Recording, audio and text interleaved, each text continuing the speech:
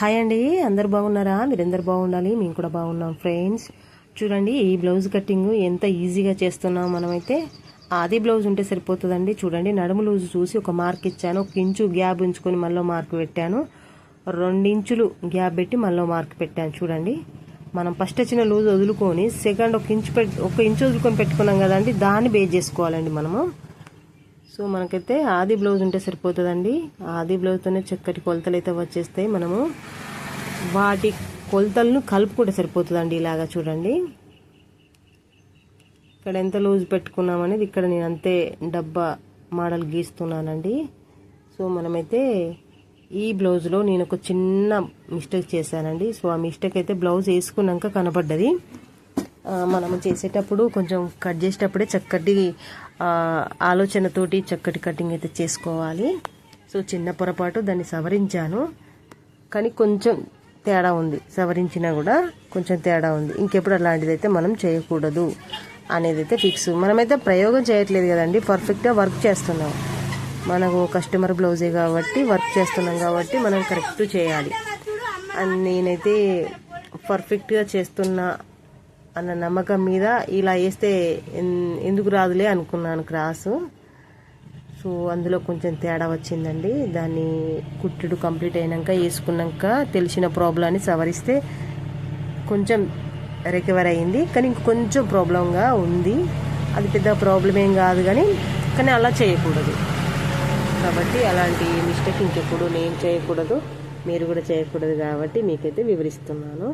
So బ్లౌజుకు సంబంధించిన కొలత డబ్బాకారం అయితే గీసానండి. సో ఇటు పక్కకు ఉంది కదండి స్ట్రైట్గా ఒక బాక్స్, అది 2 ఇంచులు. అదే మనకు లూజు టైట్ కుట్ల కోసం సరిపోతుందండి. ఇంకా ఇవితల బాడీ పార్ట్కి సరిపోయేంత ఇది మొత్తం కూడా. చూడండి, నెక్ వెనకాల అది బ్లౌజుకు పట్టి చూశాను, ఏడికి వచ్చిందో ఆడికి ఒక మార్క్ చేసి దాన్ని 3 ఇంచులు లోపలికి డీప్తో వచ్చేసి అక్కడ పైన భుజం కుట్టు కోసం మనం నెక్ విడత తీసుకున్నాం కదా, దానికి దీనికి డ్రై చేసి కలుపుతూ ఇలాగా ఇది భుజం కొలుతానండి. షోల్డర్ ఇలాగా ఆది బ్లౌజు ఇలాగ చూసుకొని ఇలా పెట్టుకుంటే సరిపోతుందండి. ఇలాగా చూడండి, అది కుట్టుకు అది మొత్తం వచ్చిందేమో లాస్ట్ మార్క్, లోపలి కుట్టు మార్క్ అన్నట్టు. ఇలాగా కొలతలన్నీ కూడా మనమైతే ప్రత్యేకించి ఏమీ తెచ్చి పెట్టవలసిన పని అయితే లేదండి. చక్కటి కొలతలు అయితే మనకైతే ఆది బ్లౌజ్ ఉంటుంది కాబట్టి సేమ్ దాన్ని పెడుతూ అక్కడ మార్క్ చేస్తూ పెట్టిన మార్కులన్నీ కలుపుకుంటే సరిపోతుందండి. చాలా సూపర్ బ్లౌజ్కి అయితే ఇంకా తేడా అనేది రాదు. సో చూడండి, ఇక్కడనైతే నేను 6 ఇంచులు తీసుకుంటున్నాను.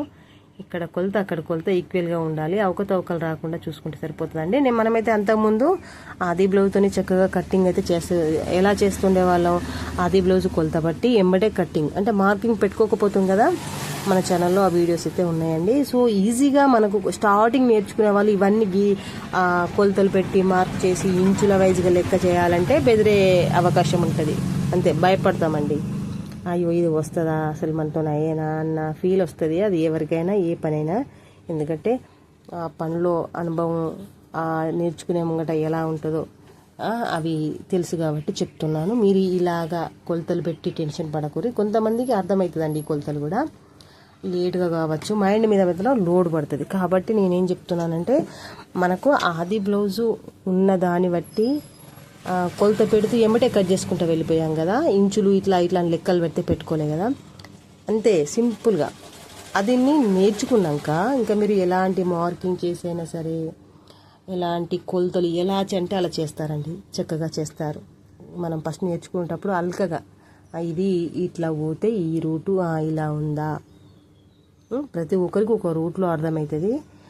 సో లోడింగ్ మైండ్ మీద లోడ్ పడకుండా, వజన్ పడకుండా మనకు రావాలి పని అంటే అల్కగా వచ్చేదాన్ని పట్టుకొని ఇది బ్లౌజ్ కట్టింగ్ అంటే ఇలా ఉంటుందా అని మనకు అర్థమైనాక మనం ఆ విధానంలో ఆ వేలో ఒకటి కట్ చేయడం కుట్టడం అలా మంచిగా అలవాటు అయినాక ఇంకా మనం మార్కింగ్ కొలతలు ఎలా అంటే అలా చేస్తామండి. పర్ఫెక్ట్గా చేస్తారు మీరు, అంతే చేస్తారు, 100% పర్ఫెక్ట్గా చేస్తారు. కాబట్టి ఈ ఫస్ట్ ఇంచులు ఇట్లా మార్కింగ్ పూర్తిగా ఇలాగా చేస్తే కొంచెం మీకు లోడ్ పడుతుంది, టెన్షన్ పడే అవకాశం ఉంటుంది. కాబట్టి ఇలా కాకుండా మన ఛానల్లోనైతే ఆది బ్లౌజ్తో స్ట్రైట్గా కట్ చేయడమేనండి. అలాంటిది నేర్చుకొని తర్వాత ఇంట్లోకి రండి. అదైతే వచ్చినాక ఎలాగో మీరు ఇది చేయగలుగుతారు. ఈజీగా అర్థం కావాలంటే దాని నుంచి రావాలని నా ఉద్దేశం. సో మీకు ఇలా అర్థమైనా పర్వాలేదు, మీకు ఎలా అర్థమైతే అలా అయితే నేర్చుకోవాలి. అల్కగా మైండ్ మీద లోడ్ పడకుండా అయితే చేసుకోండి. ఎందుకంటే ఇంటి పనులు, వంట పనులు, అత్తమామలై, పిల్లలై, భర్త ఇవన్నీ చూసుకోవాల్సిన బాధ్యత భగవంతుడిచ్చిన గొప్ప వరం ఆడబిడ్డలదే కాబట్టి సో మనం అవన్నీ చూసుకునే వచ్చేసరికి ఇక్కడ మనకు రిలీఫ్గా నేర్చుకోవాలి. ఇది కూడా వజన్ లాగా చూడకుండా రిలీఫ్గా నేర్చుకొని సూపర్గా మనమైతే పని చేసుకోవాలి. సో ఊరికేనే ఉంటే టైం అయితే వేస్ట్ అవుతుందండి. మనకున్న టైంని చక్కగా సద్వినియోగం చేసుకొని హ్యాపీగా చేసుకోవాలి. ఆదాయాన్ని సమకూర్చుకునే చక్కటి మార్గం అండి ఇంట్లో కూర్చొని. చూడండి, కటింగ్ నేర్చుకోవచ్చు, స్టిచ్చింగ్ నేర్చుకోవచ్చు, వర్క్ కూడా ఇంట్లో ఉండి చేసుకోవచ్చు. ఎంత చక్కని వర్క్ అండి టైలరింగ్. సో ఏ పనిలో ఉన్నా కూడా ప్రతి మనిషికి అవసరం అని చెప్పానండి. టైలరింగ్ అనేది ఖచ్చితంగా మనకైతే వచ్చి ఉండాలి, అంతేనండి. సో చూడండి, మనమైతే ఆది బ్లౌజ్ పెట్టి ఈ విధంగా అయితే చేస్తున్నాం. ఫ్రెండ్స్, నా వీడియోకి అయితే ఒక లైక్ చేయండి, నా ఛానల్ని సబ్స్క్రైబ్ చేసుకోండి. ఫ్రెండ్స్, నన్ను నా ఛానల్ని ముందుకు నడిపిస్తారని ఆశిస్తున్నాను. చూడండి, ఇలాగా మనకు బ్యాక్ పార్ట్తోనే నేనైతే మార్క్ చేసేటప్పుడు కదులుద్దని స్కేల్ అయితే ఒత్తిపట్టి అదే ఇక్కడ కింద నుంచి మీద దాకా ఒకే లెవెల్లో వచ్చేలా ఇలాగా మార్కెట్ చేస్తున్నాను. ఇక్కడ చూడండి, 5 ఇంచుల నరకైతే మార్క్ చేశాను. ఆమెకు ముందు గల్లకు సరిపోయేంతే అది బ్లౌజ్ ఉంది కాబట్టి మనం దాన్ని బట్టి చేసుకుంటే సరిపోతుందండి. ఇవన్నీ కొలతలు చేసుకుంటూ మీరు నేర్చుకునేటప్పుడు కంగారు పడద్దు. ఈజీగా వచ్చేదాన్ని పట్టుకుని అయితే మూవ్ కావాలి. సో డబల్ జాకెట్ కదండి, చక్కగా మనమైతే ఫస్ట్ లైనింగ్ క్లాత్ కట్ చేసి ఆ తర్వాత మెయిన్ క్లాత్ కట్ చేసుకోవాలి. చూడండి, ముందు కప్పు ఇక్కడ వరకు అయితే వచ్చింది, ఆడొక మార్క్ చేశాను. కప్పులో తేడాస్తే బ్లౌజు మీదికి పోతుందండి, ఇంకా అప్పుడంతా బాగుండదు.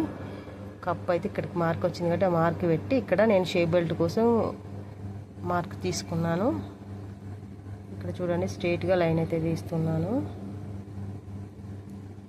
కస్టమర్ వచ్చారండి, వాళ్ళతో మాట్లాడుతున్నాను. ఇక్కడ 2 ఇంచులకైతే మళ్ళీ మార్క్ అయితే వేస్తున్నాను. చూడండి, ఇలాగా దాన్ని ఇలాగ కలుపుకోవాలండి. చూడండి, ఇలాగా కలుపుకుంటే సరిపోతుందండి. అందుకోసమే మనమైతే ఏం పెద్దగా టెన్షన్ తీసుకోవద్దు. అల్కగా నేర్చుకుని తర్వాత ఈ మార్కింగ్ అన్నీ అలవాటు చేసుకోవచ్చు, ఈజీగా వస్తుంది. చూడండి, ఇలా స్కేల్ పెట్టి అయితే మనం మార్క్ చేసుకోవాలి. డైరెక్ట్ కూడా హ్యాండ్స్తో చక్కగా చేసుకోవాలి అంటే మనం చేస్తూ ఉంటే చేసుకోగలుగుతామండి. ఇదండి చంక డౌన్ కరువు తిప్పుకోవడం. చూడండి, అంతా కూడా ఇలాగ మార్క్ చేయడం జరిగింది. ఇప్పుడైతే మనం కట్ చేస్తున్నాం మార్క్ వేసిన వరకు. చూడండి, ఇలాగా వీడియోస్ లేట్ అవుతున్నాయండి, సారీ అండి. సో పనులు కొన్ని టైం కవరింగ్ అనేది కాక కొంచెం లేట్ అవుతున్నాయండి. నాకైతే బ్లౌజులు కుట్టడం అర్జెంట్ అయినప్పుడు నేను ఎడిటింగ్ చేయలేకపోతున్నాను. కొంచెం ఛానల్ చిన్నదే కానీ మీ సపోర్ట్ ఉంటే నాకు 100% హోప్స్ వస్తాయండి. సో నేను చేయగలుగుతాను. నాకు మీ ఫిషింగ్ కావాలి ఫ్రెండ్స్. నా వీడియోకి లైక్ అయితే చేయండి. చూడండి, ముందు పట్టు అయితే cutting, back part, front part 2 కూడా కట్టింగ్ అయితే అయినాయి. చూడండి, ఇలా అంత చక్కగా వచ్చిందండి. ఇంకా స్టిచ్చింగ్ ఎందుకు రాదండి, చక్కగా వస్తుంది, 100% చక్కగా వస్తుంది. మొత్తం కూడా ఇలాగైతే కట్ చేసామండి. ఇప్పుడు అంతే మెయిన్ క్లాత్ అండి. నేను ఇక్కడనేనండి చిన్న మిస్టేక్ చేశానని చెప్తాను కదా స్టార్టింగ్, ఆ మిస్టేక్ ఈయనే చేస్తాను. చూద్దాము. మనం బాడీ పార్ట్ కట్ చేసినప్పుడు అండి, ఇదైతే హాయించు. సో నేను కట్ చేసి పక్కన పెడుతున్నాను. తర్వాత లైనింగ్ క్లాత్ మెయిన్ క్లాత్ అతికి షేప్ తీసి చక్కగా బాడీ పార్ట్కి అయితే జాయింట్ చేస్తాను. ఇక్కడ చూడండి, నేను ఫస్ట్ చేసిన వర్క్ రైట్ చేశాను, సెకండ్ది మిస్టేక్ చేశాను, అది చూద్దాం. ఇక్కడ చూద్దాం. మనమైతే హ్యాండ్స్ చక్కగా తీసుకున్నాం, అందులో ప్రాబ్లం ఏం లేదండి. ఇంకా కస్టమర్కి ఓపెన్ చేసే అవకాశం కూడా ఉంటుంది, అలాంటి మిస్టేక్ చేయకూడదు. చిన్న ప్రాబ్లమేనండి, ఏదైనా చక్కగా ఇవ్వాలి, చక్కగా కుట్టివ్వాలని పదే చెప్తారు కదా మనకు. కస్టమర్ మనం చేయాల్సింది చక్కగా చేయాలి, చిన్న మిస్టేక్ కూడా చేయకూడదు. కాబట్టి నేను చేసిన మిస్టేక్కు ఆమె కాస్త ఇలా అయితే ఎలా అని అయితే అనేసింది. సో దాన్ని సవరించంగా జస్ట్ కొంచెం కవర్ అయింది, ఇంకా కొంచెం అంతే ఉంది, జస్ట్ కొంచెమే ఉందండి ప్రాబ్లం. అది కూడా పెద్ద ప్రాబ్లం కాదు, కానీ ఇక మీకు నచ్చినప్పుడు ఏదైనా ప్రాబ్లమే. చూడండి, ఇదైతే బ్యాక్ పార్ట్ మనం మెయిన్ క్లాత్ మీద పెట్టాం కదా, ఇలాగ అంతా సదురుకోవాలండి. క్లాత్ ఏడేది పోతుంది ఎట్లా అనేది మొత్తం కూడా సదురుకొని చూడండి. ఇలాగ ఇక్కడ చూడండి, కొంచెం అంత క్లాత్ వదులుకొని ఈ విధంగా కటింగ్ అనేది చేస్తున్నాను. బ్యాక్ పార్ట్ అండి ఇది. ఇలాగ ఎక్కువ ఉంచుకోవద్దండి క్లాత్, మరి ఎప్పుడన్నా ఇంకో క్లాత్ కొన్ని మెయిన్ క్లాతులు తక్కువ వస్తాయి, అప్పుడు ఇబ్బంది కలగకుండా ఉండాలి కాబట్టి ఎక్కువ ఉంచకూడదు. ఇక్కడ చూడండి, క్రాస్ కటింగ్ వేసే కాడ నేను చేసిన మిస్టేక్ ఇదండి. ఇగో ఇలా వేయడం మిస్టేక్. నేను వస్తుందిలే అనుకున్నాను, ప్రయోగం కాదు పర్ఫెక్ట్గా పని కాబట్టి నేను వస్తుందని చెప్పి అనుకున్నాను. కానీ క్రాస్లో ఇలా చేయడం వల్ల ఏమైంది అంటే, ఇది ఇలా కాకుండా ఇటు చూడండి, మోటార్ వైపు ఉంది కదా, ఇటు వేసుకోవాలి మనం. ఇక్కడ చూడండి, మనం హ్యాండ్స్ పెట్టాం కదా, ఈ మూలకు ఇప్పుడు కత్తెరచ్చే మూలకి వేయాలి క్రాస్ కోసం. నెక్ ఇక్కడ వేసుకొని ఇటు కటింగ్ చేసుకోవాలి. కానీ నేను అక్కడ వేసేసరికి ఏమైందంటే, ముందుగల్ల ఇట్లా చంక సైడ్ నుంచి ఇట్లా బుగ్గలు వచ్చినాయి.